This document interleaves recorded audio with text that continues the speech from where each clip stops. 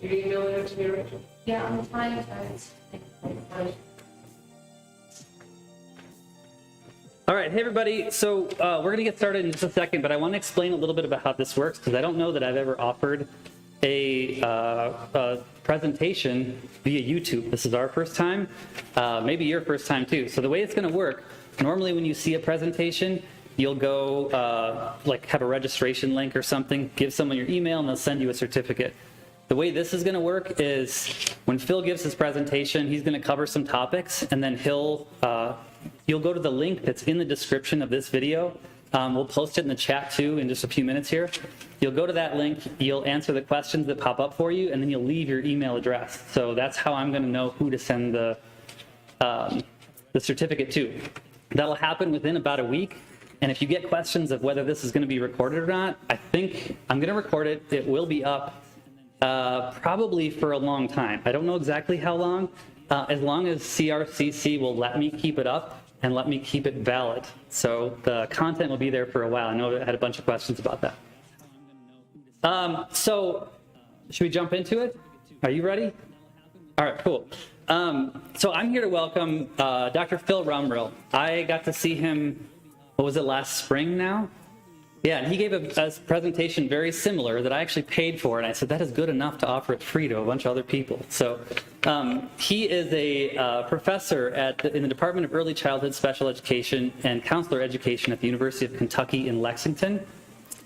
Also the Director of Research and Training at the University of Kentucky Human Development Institute. A nationally certified rehabilitation counselor. He's been doing this for 30 years, 30 plus years, something like that. Is that all right? You can talk if you want to. Yeah, you're dating me. Okay. So he's been around for a while and done some really great work. He's co-authored 310 professional journal articles, 56 book chapters, monographs, measurement instruments, magazine articles, research briefs, training manuals, and 16 books. And that's actually how I first was introduced to Dr. Rumrill.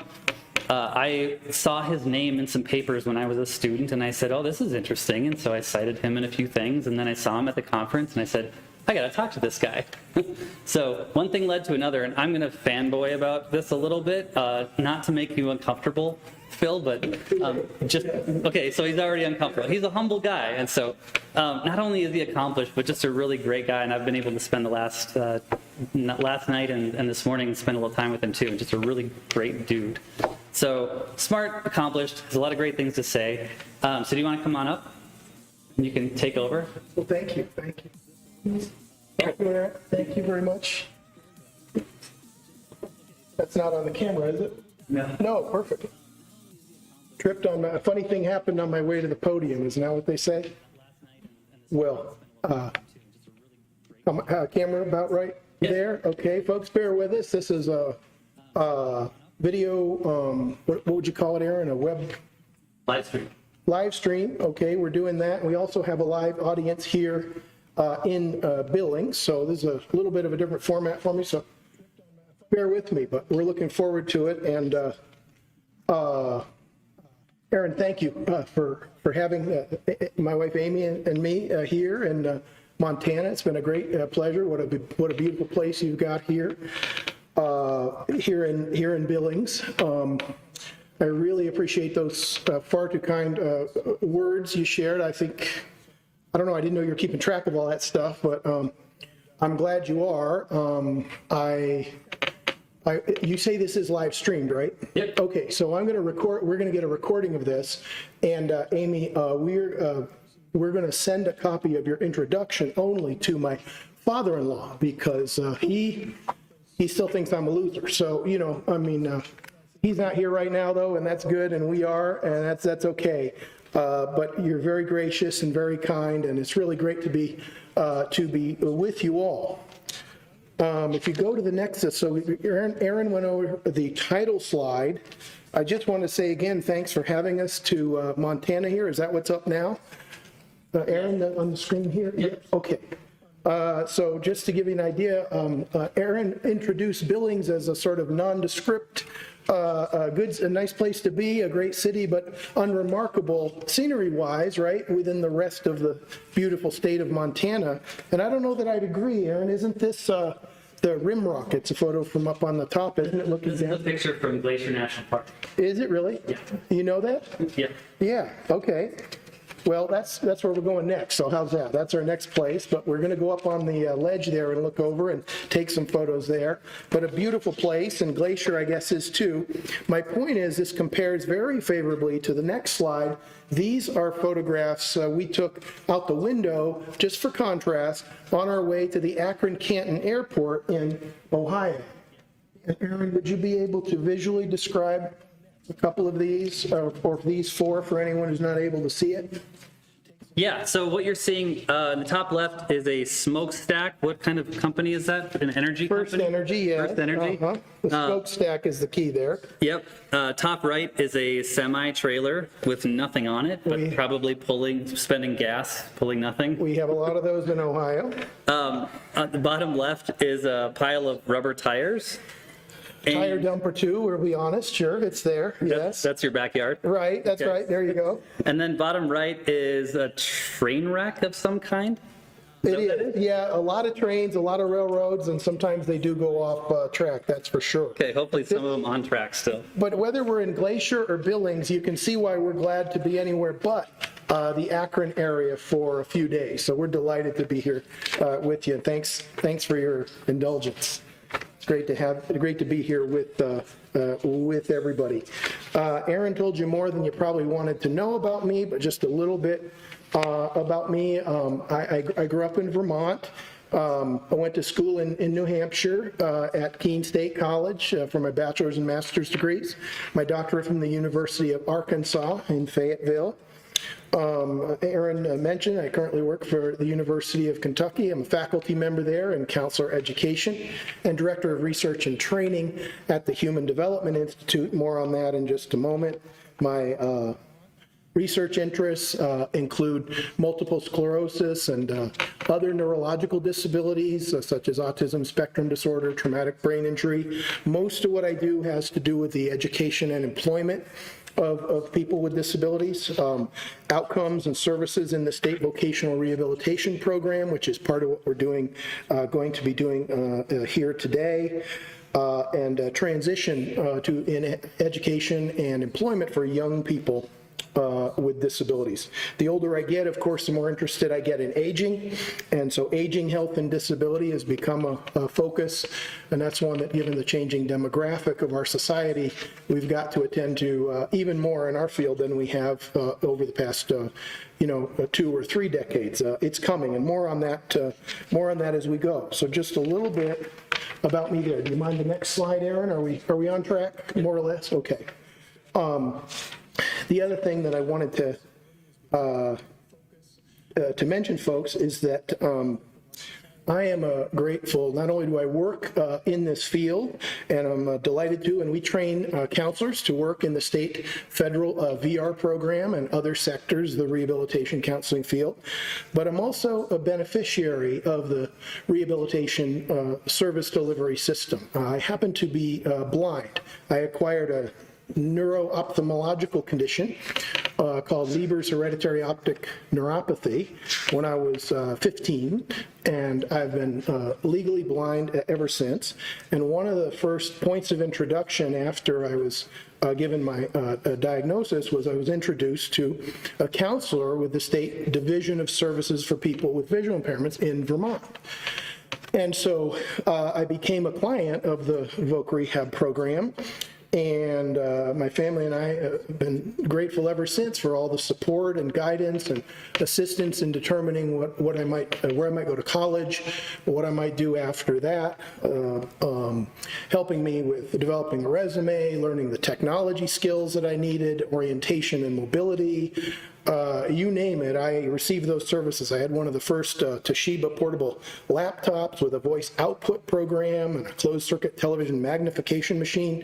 My first exposure to assistive technology, so I was an unwitting, and at that time unwilling, member of the disability community, but I don't know where I'd be. I wouldn't be here in Billings, I don't think, without the guidance and support of my rehabilitation counselor from way back then.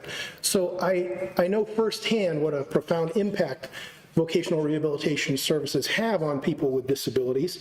And for me, this is not, it's not just my work, it's, you know, it has personal as well as professional meaning. And it's an honor and a privilege to share this field with all of you because it has such an impact on people's lives. So a little disclaimer there that I wanted to mention. We'll go to the next slide. Aaron, tell you a little bit about my employer, University of Kentucky Human Development Institute. Is that it, or is that a picture of Yellowstone or something that I put in there? Okay, good. Human Development Institute, or HDI, has been Kentucky's University Center of Excellence in Developmental Disabilities since 1969. Been in business for a long time. Our mission is to promote the full participation of people with disabilities in all aspects of society and across the lifespan. And we do that by administering funded projects from state, federal, and private foundation sources related to research, training, direct community services, advocacy, really a little bit of everything. We currently operate 55 funded projects with 71 different grant indexes. Total budget extramural funds this year about $33 million, so it's a fairly large operation. We have about 325 employees, somewhere around half of whom have disabilities, and so people with lived experience with disability, like myself, are engaged at all levels of employment in the organization, and that makes it a great, I think, rich source of research and training and programming, and we do everything we can to make sure that inclusion is not just what we study and what we research and what we help other organizations do. We live it and breathe it, and it's a part of our day-to-day operation. So it's great to be a part of an organization that operates in that way. Next slide. Aaron, the next slide is, if you don't mind. What do we got? This is, speaking of disclaimer, this is many of my remarks here. I'm just jumping ahead here, folks, excuse me. This presentation is sponsored as part of, on that previous slide, I didn't mention that we work very closely with state vocational rehabilitation agencies around the United States, and we're a partner in the Rehabilitation Services Administration funded National Technical Assistance Center on Quality Employment. And it is that grant, we're a partner in this, the lead agency for that project is the University of Wisconsin-Madison. And I'm here today as a part of the Quality Employment Center. We want to acknowledge our funding from the United States Department of Education, Rehabilitation Services Administration, and the government wants us to emphasize that the views I would express here today are my own and not necessarily those of the federal government. So we've got the disclaimer out of the way. Let's get to the point. Next slide, please. Objectives today, are we doing all right, Aaron, video-wise and all that, and every other way, and every otherwise? What do we want to do? We want to examine trends regarding the role and participation of people with disabilities in all aspects of society, what's happening currently on the American disability scene. We want to examine the changing nature of the disability community in terms of its demographics, its constituents, its needs for services and support, its social policy interests and agenda items.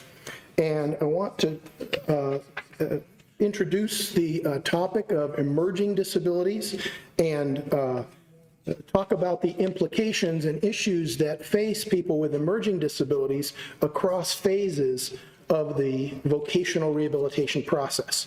And when we talk about the vocational rehabilitation process, I'm really talking mostly today about the state federal Voc Rehab system. Certainly recognize that rehabilitation counselors work in many other sectors of the field. And I'm really orienting my remarks to the phases of the VR process, starting with outreach, going through eligibility determination, then to client or consumer assessment, the development of a plan, the implementation of services, case closure and follow-up. And even though that process is was really developed as part of the state federal Voc Rehab program. Every sector of our field, mental health counseling as well, has those same phases. So I hope that my remarks will resonate with you regardless of what sector of the field you're working in. So that's what we're hoping to do today. And we'll go to the next one. Just a few remarks on the first objective, and that is what's new on the American disability scene. And in answer to this question, just prepared a few things that we know about the disability community, so bear with me as we run through these. Folks, we know that there are 67 million Americans or so who meet the Americans with Disabilities Act's definition of disability. This figure, 67 million, is most likely an underestimate, partly because in most applications, people with disabilities are not required to disclose their disability status. So we have many people with disabilities who may not have identified themselves for purposes of counting and enumeration. This number also does not include people who have acquired disabilities as a result of the COVID-19 pandemic, or these figures were taken from the 2020 census. So just starting that, we'll talk in a moment about the fact that the Americans with Disabilities Act now considers people with long COVID syndrome or post-COVID syndrome, right? If you have lingering effects of COVID, you are considered to be a person with a disability presumptively under the law, so you're automatically provided with protections on that basis. These figures don't speak to the probably hundreds of thousands of Americans who are dealing with long COVID. So these numbers are going to continue to increase, and a growing proportion of our populace are going to be people with disabilities as time goes on, and we'll talk about why that might be in just a moment. We know also that about 80% of all Americans will experience a disability by the ADA's definition at some point in their lives. So about 20 or 25% of people in America do have disabilities, but if you live long enough, you will acquire a disability because of the relationship between age and age and disability. The incidence of disability increases as a linear function of age, starting at about age 30, and we'll talk more about that as well. But with 80% of all people are going to experience this themselves at some point in their lives. Everyone knows someone with a disability. Everyone has people in their family who have disabilities, and we'll get to the point in a moment too about whether this might demystify the experience in some way, and when that sort of topples over into a disability becoming a naturally occurring and therefore normal part of the human experience. So we're seeing more of this. Of course, advances in other trends, advances in medicine and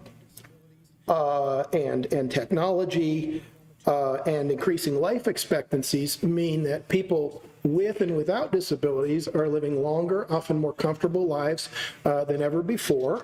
So we have the changing age demographic of our country, the graying of America, many people call it. The baby boom generation, we have 73 million living Americans who were born between 1946 and 1964. They have one thing in common, all 73 million of them, and that is they ain't getting any younger, right? And none of us are, but the baby boomers aren't, so there are more of them, and they're living longer than ever before. And so the number, just for example, the number of 65-year-olds, people 65 years of age or over, in America, will double between 2012 and 2030, okay? The number of 90-year-olds in America has quadrupled since 1980. So we're seeing this change in demographics societally, but also in terms of the disability community. At that end of the developmental continuum, the disability community is getting older, okay? Now, we also know that more children with disabilities than ever are being born with disabilities than ever before. And this is also a very encouraging sign, because what's happening is that children are surviving more complicated pregnancies and births than they ever used to because of advances in medicine. So we can keep children alive who are born weighing less than 1 pound in some cases, right? Didn't used to be that way. And so for children who are born in high-risk situations, they're surviving those conditions. We also have a phenomenon where the average age for women in America who have their first child is older than it ever has been before. And that increases the likelihood of high-risk pregnancies and births as well. So children are surviving these births, but they're often surviving with disabilities that need to be addressed really sometimes throughout the life cycle. So in that sense, what's happening, we have more younger people with disabilities, we have more older people with disabilities, and the next bullet here I have is a point that the disability community is getting both younger and older. And I don't know if we have a statistician in here, but I'm not sure if that's actually possible, right? It's not at the individual level. You can't get younger and older. I've tried it. It doesn't work. It's like the Bob Dylan song, right? I was so much older then. I'm younger than that now. It's like, what is he talking about? You know, Aaron, you're a native of Minnesota, right? Just like Bob Dylan. But that is what's happening. If you look at the disability community in general, we have more people at younger ages in sheer number and in proportion. We have more older people in sheer number and proportionally. Therefore, we must have fewer people in sheer number and proportion who are in the middle age range. So it's just an interesting artifact of how society works and how demographics go, that the disability community is changing. And so they're changing in age, but they're also changing because of that in terms of the conditions and issues and needs that they're dealing with that need to be addressed through rehabilitation services. I'm going down the list here, Aaron, and what's the next one? I've got... Increasingly viewed as a natural model. Yeah, so I said we'd get to that, and why don't we? So because of all of this, disabilities increasing overall in prevalence in our society in general. With all of this, 80% of people are going to have a disability at some point in their lives. But the new models of looking at disability really view disability not so much as a medical phenomenon anymore, more in terms of its of how it manifests environmentally and how environments are prepared to include and accommodate people or not. But the latest and kind of prevailing model of disability in the disability studies field is the individual difference in human variation model. And that is that the disability is reflective of the fact that people vary in a normal distribution on just about every human characteristic that there is. Why wouldn't they in terms of visual acuity? Why wouldn't they in terms of ability to walk or run? Why wouldn't they in terms of physical strength or stamina? Why wouldn't they in terms of cognitive capabilities or intellectual functioning or whatever it might be? Naturally occurring, because if you live long enough, you're going to acquire a disability. And everybody knows someone who has one, so why don't we view it as a more normal part of the human experience? Well, I think we're on the way to doing that, and that it speaks very well to a lot of the inclusion, social justice, those kinds of imperatives that we're seeing in our society, commitment to diversity, equity, and inclusion. And it's no accident that disability is being included in those DEI initiatives to a greater degree. So there's a normalization that's going on of the disability experience, and we view this as a very good thing in our work. Okay, let's see. Next slide, right, Aaron? Yep. All right, moving right along. A few other things about what's new. The Affordable Care Act. Colloquially known as Obamacare, right? It's not a political statement, but the Affordable Care Act has removed cost caps and pre-existing condition exclusions for people who hold group insurance coverage, right, through an employer, and those who don't or can't afford group insurance through an employer can obtain a government subsidy to have health insurance. The Affordable Care Act has been a big deal for the disability community, for many people with disabilities who are uninsured and underinsured. And so that's been a good thing in terms of promoting health and making sure people get the treatment that they need, including mental health treatment. The Americans with Disabilities Act Amendments Act of 2008 took effect in January of 2009. sort of reaffirmed the original promise of the original ADA, changed the definition of disability back to expand and include many people who had been denied protection under the original act because the definition of disability had been eroded through federal regulation and case law over time. So the ADA Amendments Act brought back the 13 presumptive categories of disability, and we now have 14 because COVID-19 is one as well. But we've seen more people than ever who have disabilities availing themselves of civil rights protections in employment, in access to government services, in public accommodations, in telecommunication systems. So this is a good thing, and a new era of civil rights started about 13 or 14 years ago, and we're squarely in the middle of that as well. Workforce Innovation and Opportunity Act, you folks all know that this is the newest reauthorization and amendment to the Rehabilitation Act, which provides the funding for our state federal vocational rehabilitation program and many other disability programs throughout the United States. Workforce Innovation and Opportunity Act has an emphasis on serving a renewed emphasis on serving transition-age youth who have disabilities, such that 15% of the budgets for state VR agencies nationwide have to be devoted to services for transition-age youth. Also focus on competitive integrated employment, and we're seeing supported and customized employment in that regard, becoming a much more prevalent modality of job placement for people with disabilities instead of sheltered workshops. I'm pleased to say there are several states in the country who don't have any workshops right now. We're moving in the right direction there, and people with disabilities increasingly are going to be working in invisible, competitive, integrated settings, being paid more at or above the federal minimum wage, encouraging again for anyone who is inclusion and integration minded. This is where we're headed. So these are encouraging and exciting things that are happening in our business, and you're all a part of that, and you're certainly all a part of that as well. Moving down on the list here, since about 1980, the number of students with disabilities attending colleges and universities has more than quadrupled. Go to the, is it the next slide, Aaron, that we should be on?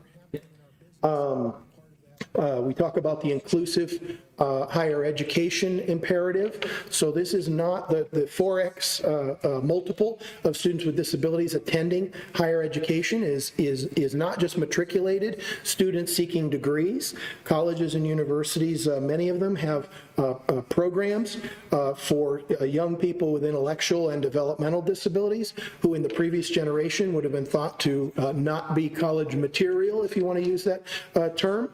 Thought they wouldn't be capable of pursuing a college education. Well, guess what? They're coming to our colleges and universities.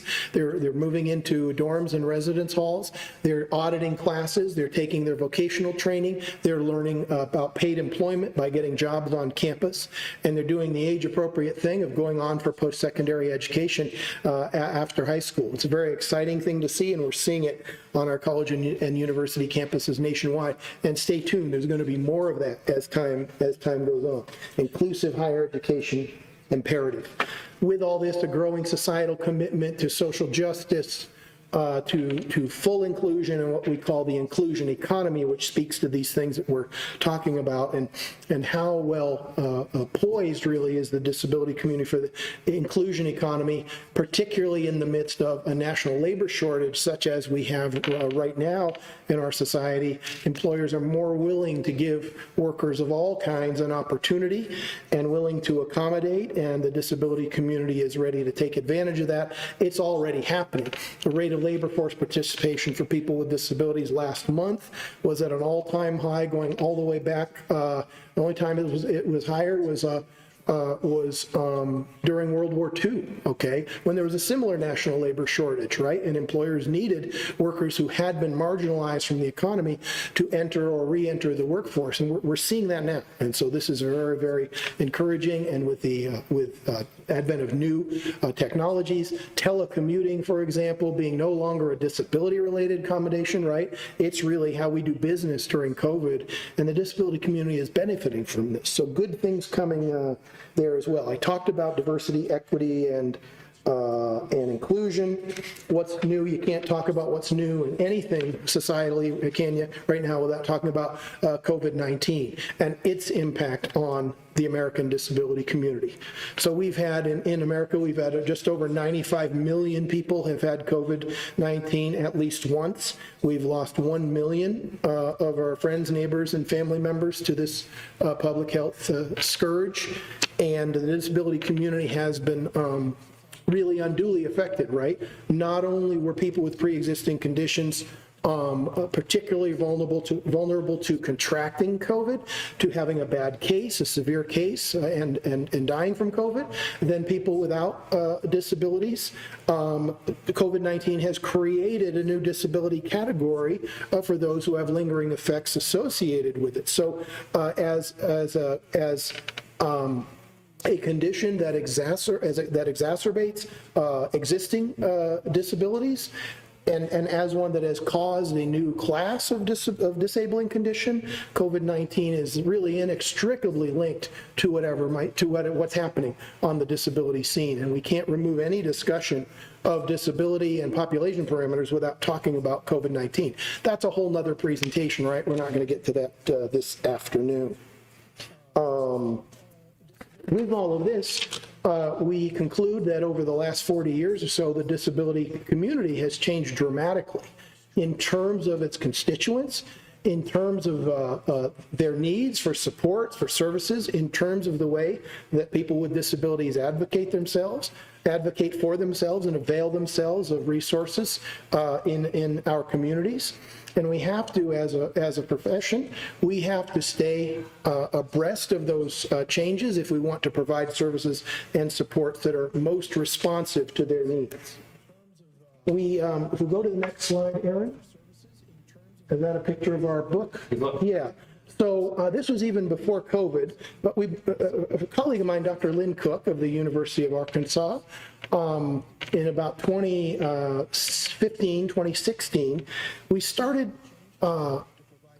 talking about the fact that we were teaching the medical information, the medical aspects of disability course, you know. And I was teaching it at that time at Kent State University, and I noticed that we had 1 hour in the syllabus, you know, on the schedule on diabetes, for example, you know. And at that time, 7 or 8 years ago, there were 32 million Americans who have diabetes, right? There's 37 million people who have diabetes right now. And I'm giving it like, you know, 1/90th of the coverage or something, right, for this whole course.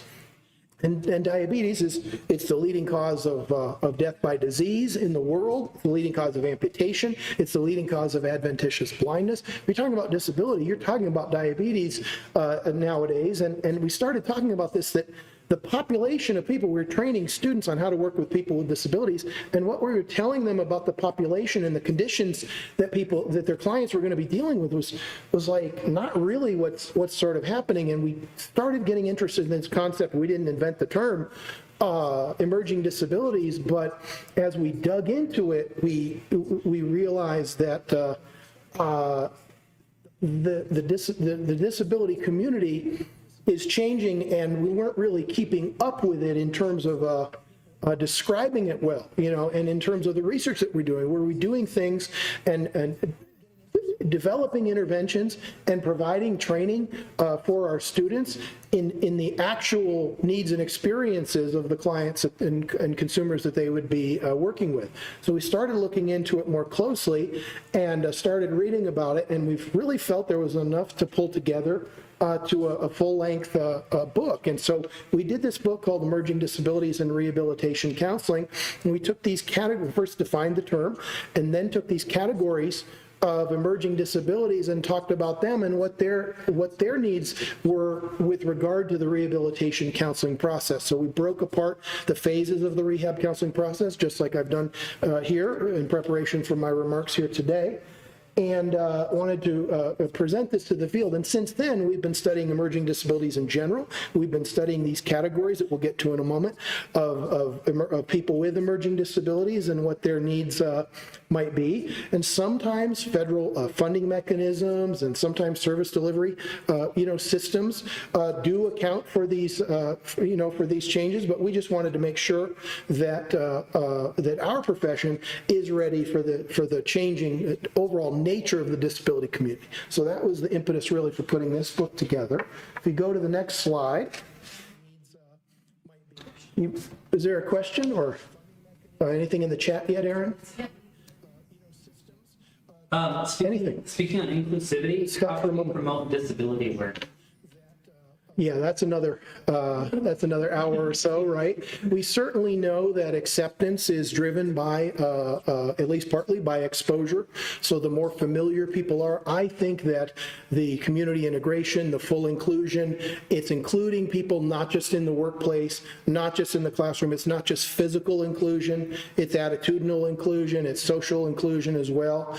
Get to know people who have the greatest diverse range of human characteristics, be open to that. As rehab counselors, how about our ethical obligation of advocacy on behalf of people with disabilities and helping people, and we can be change agents in our own community, active citizenship on our own part, understanding the partnership that exists between people with disabilities and professionals is another way of doing that. But placing our clients and consumers in integrated, competitive employment opportunities, I think does a lot to that. The whole supported employment model was about integration for the worker, but it also has an educative, if you will, influence on employers and other coworkers. We know that that patrons of establishments, customers of businesses, like to go into those businesses when they see that they're being inclusive. So as we as a society are leaning, let's lean into that and make sure that we're making sure folks are being exposed fully to the widest range of community activity. So I think full inclusion is the best disability awareness measure for my money. Thank you. It's a great question. Nailed it. So you're thinking, what are emerging disabilities? And we'll give you a definition here. We defined in this text, and is a pretty common one over the years as other people have defined the term, but emerging disabilities are those conditions that are either new to medical science, COVID-19 being a great example, or they are conditions that are growing in incidence or prevalence in one or more segment of any given population, okay? And so these are conditions that are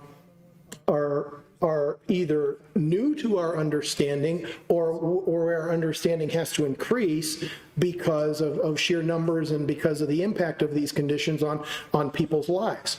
And we know that people who have these emerging disabilities are often misunderstood by professionals working in the field, by healthcare professionals, rehabilitation professionals, counselors, teachers, okay, by employers, by significant others and family members, and by the people who have these conditions themselves. And we know that people with emerging disabilities are more likely, Aaron, I just want to make sure I'm on the right bullet here. We know that people with emerging disabilities, by that definition, are more likely to be living in poverty. They are more likely to be women. They're more likely to be members of minoritized racial and ethnic groups. They're more likely to be both younger and older, getting back to my point a moment ago. They're more likely to be dealing with invisible and multiple symptoms or effects of their disabilities. So these are complex conditions that intersect with other potentially disadvantaging characteristics, and we have to be aware of that. And not surprisingly, people with emerging disabilities experience high degrees of invalidation of their needs by significant others, by professionals, and even by themselves, because they're not aware of what their conditions might be, and there's not always a great understanding of what these of how these disabilities affect them. Right? We also know that people that they're subject to higher degrees of skepticism about the legitimacy of their needs. What if you can't find a diagnosis for the condition you have because it's so new and people aren't sure what's happening with you, and they're not sure if it's all in your head? And we'll get to that in a moment. Is this something you've fabricated? Is it a hypochondriacal kind of condition? We're not sure. Stigma, of course, because of the unknown nature of it, right? That intends to certainly increase stigma, and out-and-out discrimination, which is the ultimate and most insidious behavioral manifestation of negative attitude toward any group, right? In terms of adverse behavior that meets a legal standard of discrimination. So these folks are subject to higher rates of invalidation, skepticism, stigma, and discrimination than people with what we would call traditional disabilities that are more and more readily understood.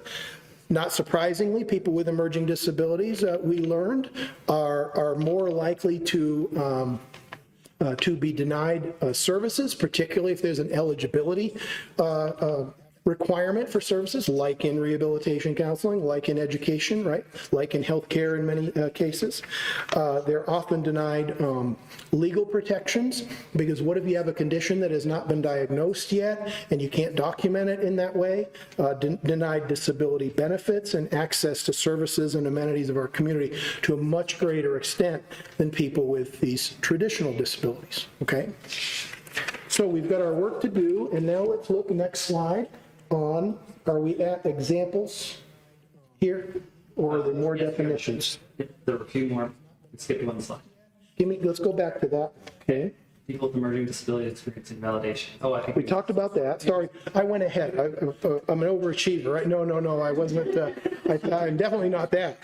But we covered that, I think. So let's go to the next one. Sorry, Aaron. That's okay. That's on me. We're good. Okay, let's look at some examples of emerging disabilities here. And these are conditions that do meet our definition, again, of either being new on the scene or growing in incidence prevalence. Let's look at autism spectrum disorder and other neurodevelopmental disabilities, if you will. I'm dating myself again, but I was some form of autism at some point in childhood. Now, when you look at informational advertisements on television for awareness on autism, what are they saying now? 1 out of every 55 births, 1 out of every 38 males. Okay, and so just think of that, more than 100-fold increase in the prevalence of autism spectrum disorder diagnoses in just one long generation, shall we say, right? In 54 years, it's changed that much. Now, diagnostic criteria have changed, right? We've expanded what constitutes autism spectrum disorder diagnosis, for sure, but that doesn't fully explain the change in these numbers. There's, so we're seeing many more people with autism on service in our services, in colleges, in universities, in our workplaces, et cetera. And in some ways, autism becomes kind of the ultimate emerging disability just because of how pervasive it's become. Other neurodevelopmental disabilities as well have increased quite a bit. Attention deficit disorder, attention deficit hyperactivity disorder, nonverbal learning disabilities, cerebral palsy has increased slightly over the years. So this whole category of neurodevelopmental disabilities is one category, emerging disabilities, that we want to need to continue to attend to.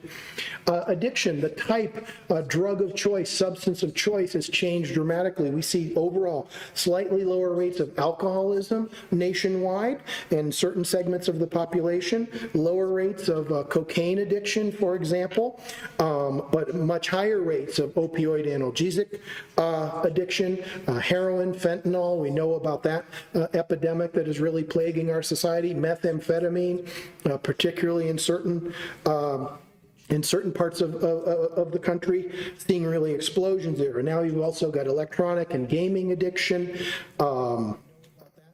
becoming much more prominent than it used to be, because we didn't used to have so many electronic things to be addicted to, right? So we're seeing, if you're in mental health and the addiction side, you see that addiction changes and emerging addictions is a really fascinating area of study, but we're seeing this in our work with clients. This is also tied to the chronic pain epidemic, which we'll get to in just a moment. We have a whole category, a whole chapter in the book Dr. Cook and I did on conditions that are related to the environment. 3 big categories here are asthma, particularly in children. We're seeing growing incidence there.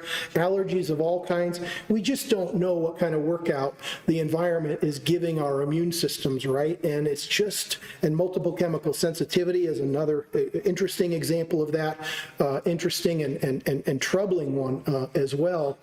And multiple chemical sensitivity is the body, your own immune system's inability to tolerate trace levels of chemicals and toxins in the environment that most people are able to tolerate. And so a very small amount of the smell of a solvent, for example, or of latex, or cigarette smoke, or the smell of paint, okay, can make someone violently, physically ill. And the only way, if you have multiple chemical sensitivity, to alleviate your symptoms is to remove yourself from the irritant.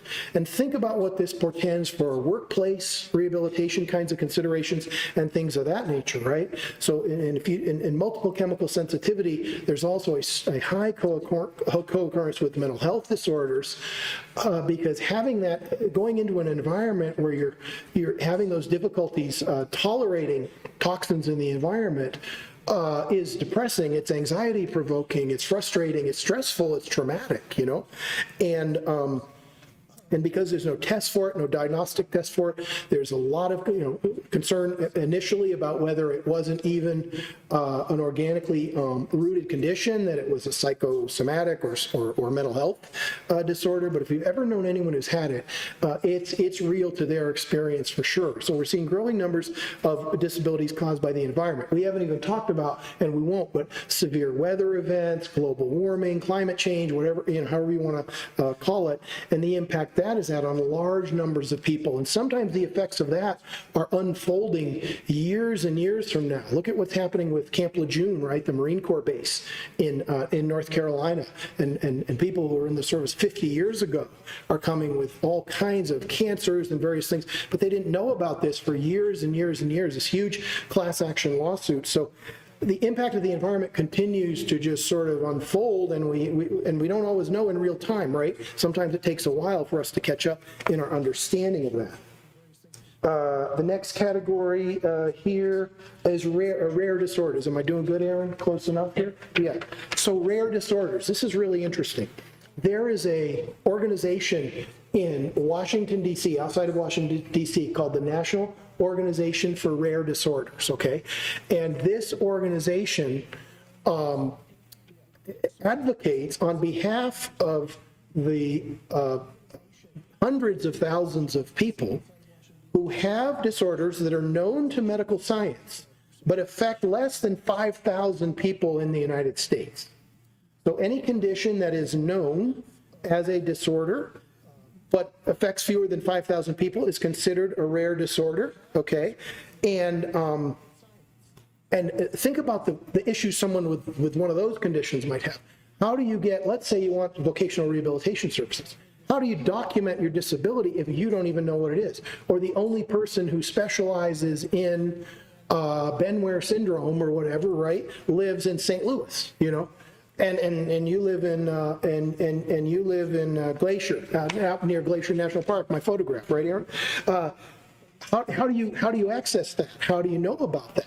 Where do you get the treatment that you need? So you can imagine how people don't get appropriate care that they might need. These conditions often go untreated, and it's impossible to track all 5,000 of them, and there's so few people who have them that they're not going to get together in an advocacy context, but the National Organization for Rare Disorders does exactly that. And as time has gone on, they've increased the number of disorders that are known, right? That meet that criteria. So they used to have several thousand, and it continues to grow. So in an odd way, rare disorders are becoming less rare, right? They're becoming much more common. Now, it's not funny, it's just kind of an interesting irony in some ways, and more people are dealing with these. Would strongly encourage you to check out the National Organization for Rare Disorders. Am I on the next slide now? Same slide. Okay, good. And the same slide. I'm moving right along. Is it lifestyle related conditions? So here are some that are often but not always related to lifestyle considerations. We'll talk about diabetes, heart disease, a leading cause of death in America still, stroke, chronic obstructive pulmonary disease, or COPD, certain forms of cancer. Next one is pain, the chronic pain epidemic. We estimate that as many as 100 million Americans are experiencing chronic pain today, a huge problem that's going to continue with the changing age demographic as well. We're going to see more of that. Next slide, right, Aaron? Post-traumatic, or is it the same one? Same. Post-traumatic stress disorder and other stress-related and trauma-related disorders, seeing much more of this. Disabilities caused by violence, including military combat, traumatic brain injury. You see about the growing incidence of TBI, particularly among young people engaged in sports and recreational activities, right? Contact sports, also military combat since 2001. 410,000 of our service members in Iraq and Afghanistan have sustained first-time TBI, so this is coming as well. I'm moving right along. Autoimmune disorders. Multiple sclerosis, Crohn's disease, lupus, Graves' disease as well. Again, growing in incidence. The number of people with MS in America has doubled in the last 15 years. And age-related health conditions, dementia, those numbers have doubled and are going to double again, actually. They're going to double twice between about 2010 and 2040.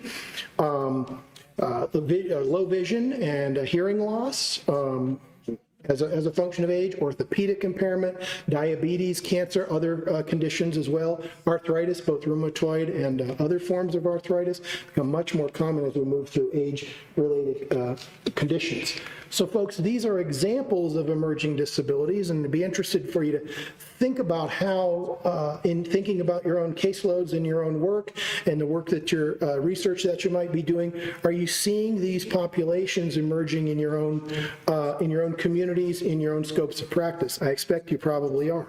Well, I want to go through some of these phases rather quickly. We go to the next slide, Aaron. This is, if we look at, here's the case management for in rehabilitation counseling a text that I joined in the last edition with Drs. Ressler and Rubin, both now retired. Their crux model of vocational case management lays out the phases of the vocational rehabilitation process. So I took those phases in the next set of information here. We're going to go through them, and I'm going to just kind of hit the highlights, if I might, in closing. So from outreach all the way out to follow-up. We'll go to the next. So here are implications for working with folks with emerging disabilities across these phases. If you first look at outreach, it's the next slide, and just jump around a little bit with me, Aaron, because I'm going to just hit some summary points, okay? Traditional means of outreach are less likely to be effective for people with emerging disabilities. We've got to find people where they are. We have to understand that people with disabilities may not identify with, as a member of the disability community. They may not, how about the rare disorders where they don't even know what their condition might be? So how would they align with this broader advocacy community? Outreach has to be done in community-based settings. We've got to access healthcare providers, primary and specialty healthcare providers, community resources, churches, civic organizations, clubs, where people congregate. We have to let people know about the services and supports that we provide. We also have to understand, particularly in rural and remote communities, that outreach is likely to be complicated by issues related to transportation, and sometimes the solution to that is technology. But what if your community is so rural and so remote that you don't have good internet access? So that doesn't become the solution. So how do we make sure that folks are connecting in the way they can with the nearest service center, the nearest city of any size? Where might that be? What if it's 5 hours away? How do you approach that? Here in Montana, you deal with these kinds of issues all the time. So outreach, you have to be more creative and understand that it's not the traditional means of outreach that are likely to work. If we skip the next slide, Aaron, and go, because I've kind of hit on it, let's go to the eligibility determination, okay? A couple of things I wanted to just draw your attention to here. Help me with the first one, Aaron. May need assistance obtaining medical assistance. Yeah, so folks may need assistance, thank you, in getting the documentation that they need for reasons that we've talked about. Their access to healthcare providers may have been severely undermined during COVID, and we're still in the middle of COVID, and so that's going to be an ongoing implication there. We will also find that just determinations of feasibility and the vocational goal are likely to be difficult kinds of considerations to make when determining if somebody is going to be eligible there. Let's see, I'm just trying to hit on a couple of these. Aaron, grab me one that you're interested in, we'll hit on it real quick off of there. Younger and older applicants may need assistance. Yeah, for sure. So they may need assistance from family members to to document their conditions such that we can determine their eligibility. So bringing families in to a greater extent than ever before becomes very, very important. We'll go to the next. We have a relevant question from the chat. Let's do it. Co-occurring mental health disorders. Is there more of them? You seeing? Certainly, we're seeing this more and more, and we talked about stress and trauma-related conditions, but co-occurring during COVID. Look what's happened to the mental health of our whole country during COVID. And so we're seeing these conditions, particularly traumatic injuries and chronic illnesses, always a very high co-occurrence of mental health disorders. It's even higher now. It's a great question. And in terms of outreach and eligibility determination, it's important to understand that the first point of contact for many prospective clients and consumers are going to be with mental health agencies, owing to that same phenomenon that the question alluded to. It's a great point. Let's go to assessment strategies here, Aaron, if we might. And there were one slide on this, I believe. Is that right, Tristan? Yep. Okay, cool. We're rolling. Here again, assessment may need to be reconducted at different stages. We used to provide the assessment, then deliver the services, see if it worked, close the case, okay, we're done. Here, because of chronicity, because of progression of some of these conditions in particular, we have to be prepared to reassess really throughout the rehabilitation process. We also know that standardized assessment measures may not be sufficient. We have to look at ecological, community-based, situational assessments, most of which are done best in person, and that's complicated, of course, by COVID-19 as we're still figuring out how to reopen our society. Assessments may need to be conducted virtually, and we've got reliability and validity concerns there. Bias in terms of administrator bias, interpreter bias, regarding the person's disability status and other characteristics. We have to own those. We have to pay attention to them. We have the ethical obligation not to pretend we don't have biases, but to acknowledge them and to make sure that our clients and consumers are not subject to inequitable service delivery based on those. So how we interpret and process test results becomes a very important part of that process as well. We'll go to the next one here in terms of planning for folks with emerging disabilities in the COVID area, particularly likely to be a cyclical rather than a linear process. Very, very important. Flexibility is the key. Virtual engagement is so very important.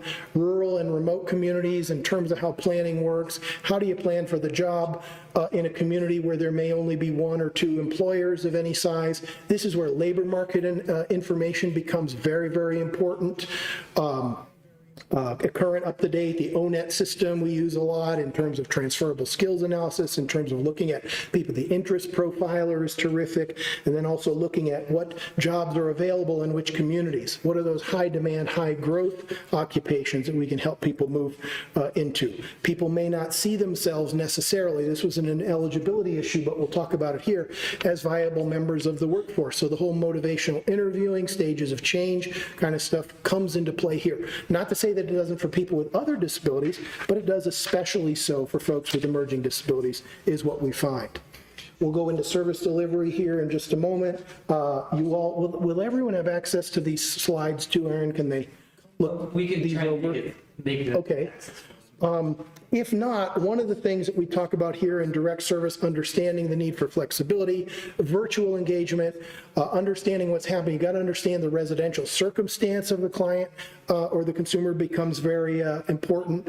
The plans and goals are very likely to change. I've got several slides here about the developmental stage of the person. So for transition age youth with neurodevelopmental disorders, for example, here we're looking at transition into we're looking at higher education planning. We're looking at supported and customized employment. We're looking to help people get their careers started and move forward in that way. For people in mid-career, it's about job retention. It's about workplace accommodations. It's about looking ahead to retirement and how age-related health changes may impact that. For the growing numbers of aging and older workers, people putting off retirement till later in life than ever before because can't afford to stop working, but dealing with health-related consequences of aging. So accommodations become an issue, financial planning, capitalizing on the experience and wisdom and how desirable older workers are to many employers. They love to have workers with experience come in. They have an impact on other workers. They serve as mentors.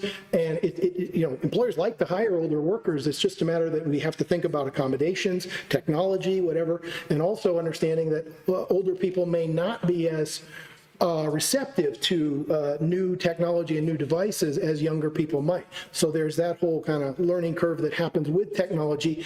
Is it embedded in a developmentally appropriate context?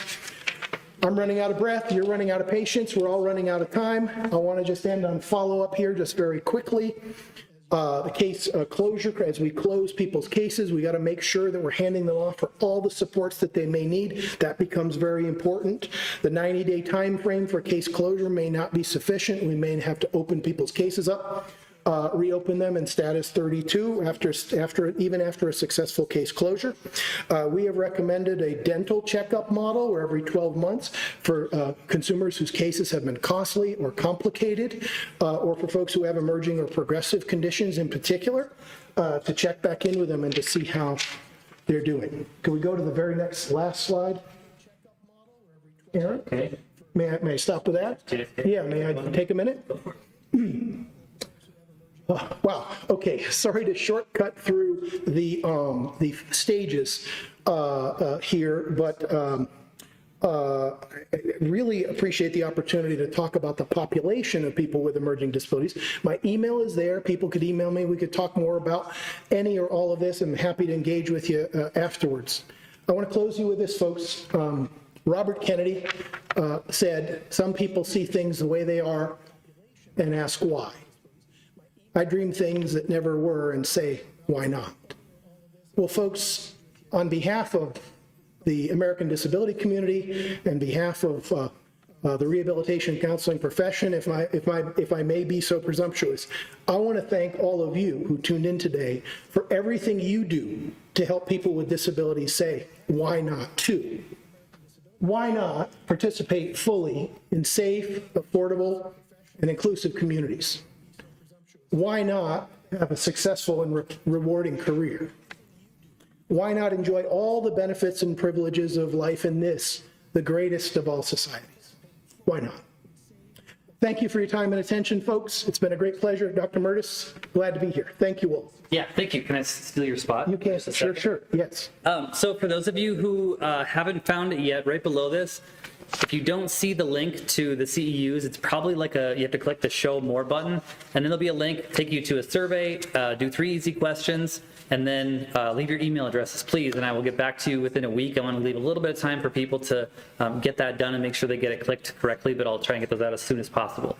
So do you have a moment for a few questions? I do, Okay. Absolutely, sure. You want me to come back here, or you want me to? You can stay right there, Okay. and they can all see you. Sure. So I'll kind of paraphrase this one, but Lawanda asked, when you were talking about multiple chemical sensitivities, she asked about guidance. Is our guidance improving on how to work with these folks? And I don't want to automatically refer her to your book, but maybe we just tell her to go buy the book and it's all in there. No. It probably isn't all in there. I think with awareness, Lawanda, that's a great question. I think word is getting out, and think about it, think of all the fragrance-free policies at conferences you'll see. In some workplaces, that's the case. I think with exposure, there's more of that. The Job Accommodation Network at West Virginia University, if you're in the field, you know about Jan. They have some really great resources about the work environment and about multiple chemical sensitivity. And Lawanda, if you want to email me, I'll send you some work that we've done in that particular area, some things that, and MCS and how it intersects with COVID is another interesting thing, because when we began reopening the workplaces, what we would do is we would start spraying all kinds of disinfectants, right, and chemicals in the environment to kill the germs. And that was actually exacerbating many people's MTS. So one solution creates a barrier, and we've done a little bit of work in that area and talked with some folks and employers about that, and I'd be glad to share some resources with you there if you'd like to email me. Perfect. Thank you. Okay. Great. Well, thank you for all of you who were online, and all of us here can clap as loud as we can to make sure that, yeah. Thank you very much. Okay. Thank you. Well, thank you again, and thanks for coming. Great to Appreciate be it. here with you. Thank you. Thank you all.